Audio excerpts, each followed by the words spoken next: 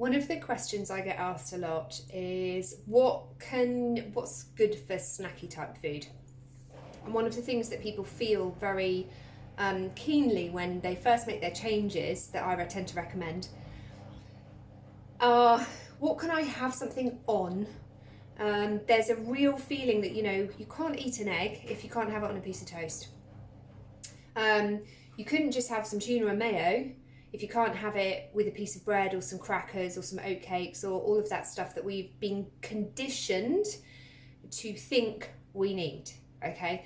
And that's where I would go with this. It's conditioning, it's habit. It's not real. There's no reason at all why you couldn't just have some eggs completely on their own on a plate. And it might be harder to get the egg yolk up, but get a spoon out, use your finger.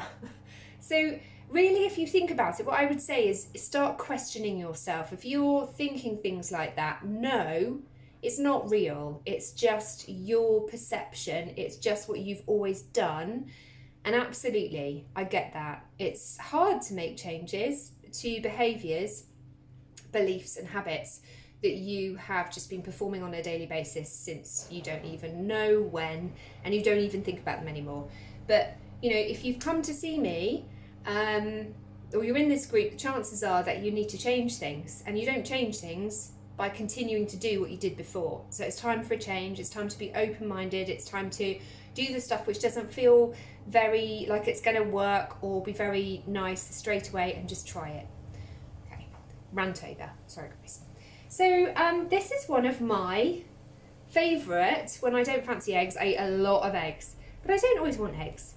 So today I need to have something to eat. I'm going rowing fairly soon, and I don't want eggs today. So I'm going to have some salmon and mayonnaise and spring onion with some cherry tomatoes and chopped up cucumber.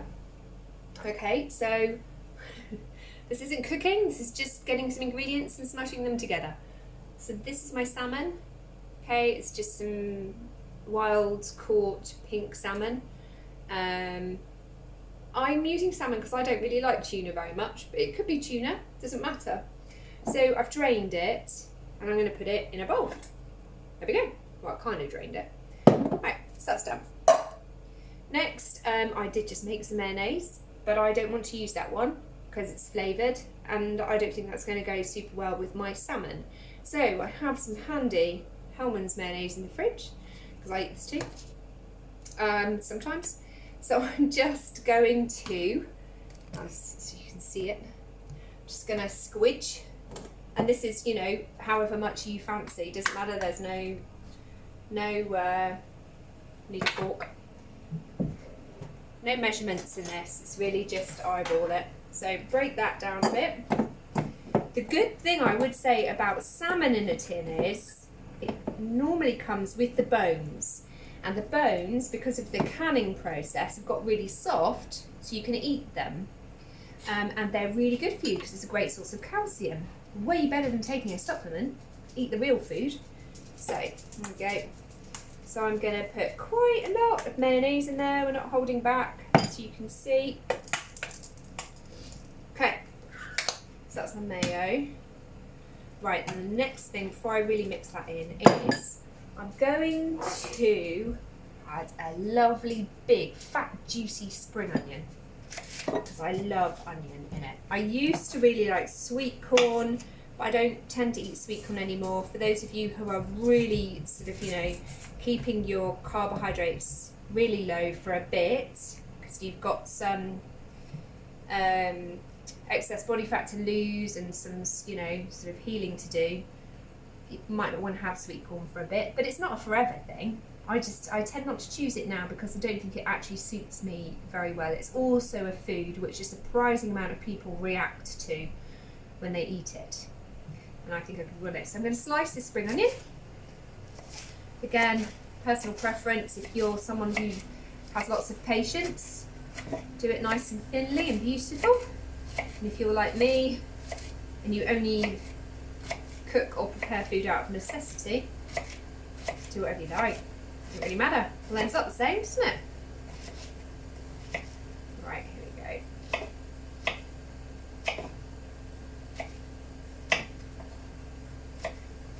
my amazing onion chopping skills, look.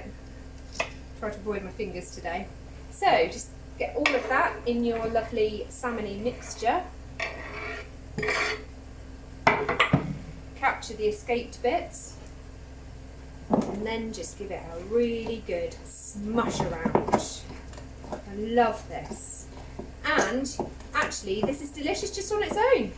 Why not? You know, if you just, and also if you're just having it as a snack, it sits in the fridge, it'll sit in the fridge happily for a couple of days.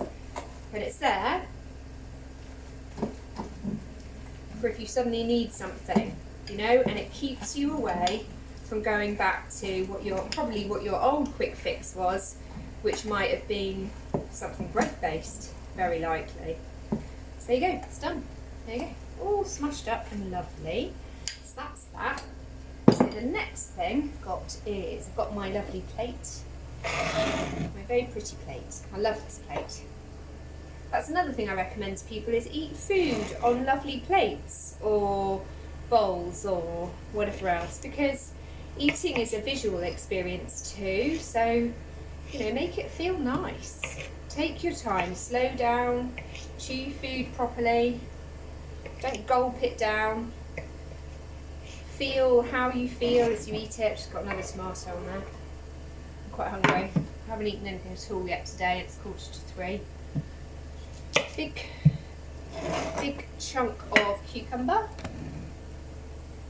And I'm just going to cube this. But again, entirely up to you.